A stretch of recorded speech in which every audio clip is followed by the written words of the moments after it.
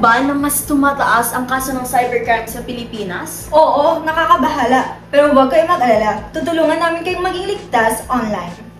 Tara, samahan niyo kaming matuto sa mga karaniwang cybercrime scams na dapat iwasan.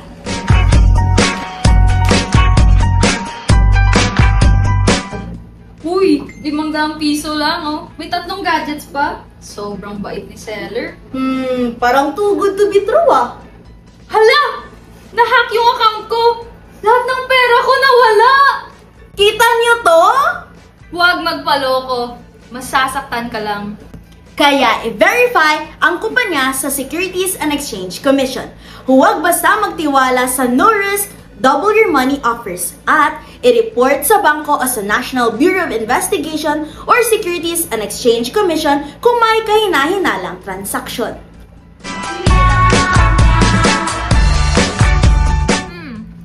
Ano tong link na ito? Mapindot nga? Wag! Baka scam yan ha! Hala! Nahack account ko! Lahat ng impormasyon ko nakuha! Kita nyo yun? Huwag magpaloko. Masasaktan ka lang. Kaya wag i-click ang suspicious link, i-verify ang sender at website, at gumamit ng two-factor authentication sa accounts.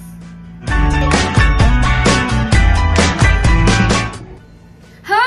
May bank statement sa pangalan ko? Wala naman akong ginawa. Ano to? Ang dali lang pala lokohin. Huwag magpaloko. Masasaktan ka lang. Kaya bantayan ang bank at credit card statements. I-secure ang personal mail at email inbox. Gumamit ng malakas at matatanging mga password.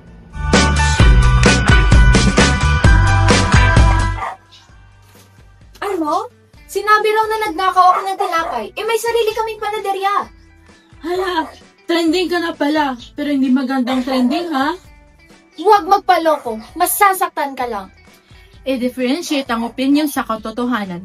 Huwag magbahagi ng hindi beripikadong impormasyon.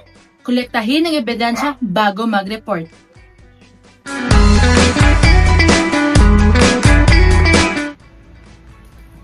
Bumili ako ng camera sa FB Marketplace. Ang mura lang. Uy, ang suspicious niya na. Aray ko! Hindi na nga nag-reply yung seller. Kita niyo to? Huwag magpaloko. Masasaktan ka lang. Kaya suriin ang reviews at feedback ng seller. Huwag magbayad ng buo hanggat hindi pa natatanggap yung item. I-report ang scam sa platform at sa Philippine National Police Anti-Cybercrime Group. The day started ordinary. Sabi ni friend ko, mag-invest tayo dito oh. Malaki kasi yung balik. Guaranteed! Wala kang mawawala!